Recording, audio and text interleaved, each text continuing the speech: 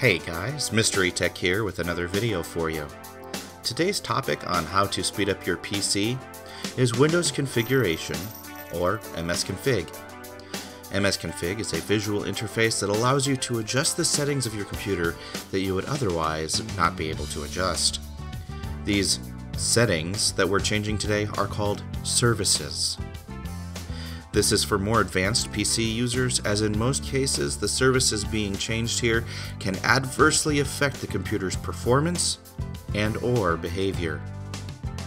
So if you choose to follow these instructions, please do so at your own risk and follow my instructions very closely. To begin, we select the Start menu and type MSCONFIG. You'll see an option here that says System Configuration. In order to open it, all you need to do is select it. And here we see the System Configuration utility. Another way to open System Configuration is by selecting the Windows key and the R key, and again typing MSCONFIG. Once typed, you can either hit the Enter key or the OK button. Now that we have System Configuration, go to the Services tab. Here is where we can do something really good or do some real damage to the computer. So be careful not to adjust any of the actual Microsoft services. For instance, if we were to disable Windows Audio Service, you wouldn't get any audio until it's re-enabled.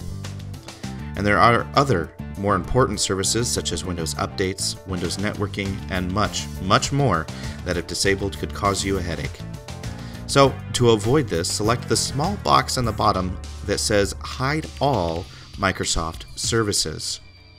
Once all of the Microsoft services are hidden, we can disable the remaining services individually, or what I personally like to do is disable them all and only re-enable the ones that I need. Ones, such as in this case, I run a Plex Media server, and I would like that to work, so I'm going to re-enable that, as well as my Radeon Update services. You would also want to re-enable services such as your antivirus or your printers. Don't be too worried though, because as soon as you open a program that requires a certain service to be running, in most cases it will re-enable the service for you. It's very important that you make sure your antivirus services are running. In this case, I'm using Windows Defender, so Windows Defender doesn't show up in this particular location on System Configuration. It's actually found under the Microsoft Services section. That little box that we checked at the beginning, we would have to uncheck that to make sure that Windows Defender is running properly.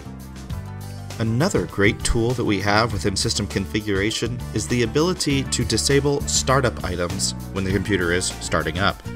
In order to do this, select the Startup tab next to the Services tab within System Configuration. And here on Windows 7, it would immediately show you all of the startup options that you could enable or disable. But on Windows 8 and Windows 10, we need to select this box here that says Open Task Manager. Once open, we see all of the programs that are starting up as the computer starts up. This is what makes the computer boot up process so slow in most cases. In order to disable certain items, like in this case Microsoft OneDrive, you would select it, and in the bottom right hand corner we see an Enable or Disable option. I want to disable this as well as Resilio Sync since I do not use these on a regular basis.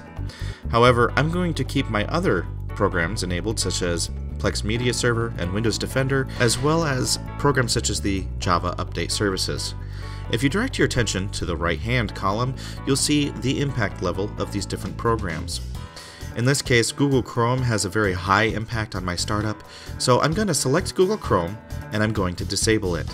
In order to do that, click the Google Chrome and move your mouse down to where it says Disable. Once disabled, Google Chrome will no longer start up as your computer starts up, which will help the speed of the startup process in how long it takes for you to actually start using your computer after you've turned it on. Don't worry though, because you'll still be able to use Google Chrome. It'll just take a little longer for Google Chrome to open itself after the computer's been started. You have now successfully navigated System Configuration.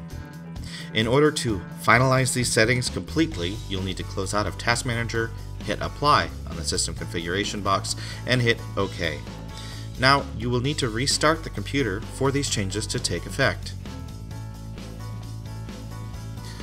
Once you've restarted your computer, you may notice that it may not be running as fast as you'd like.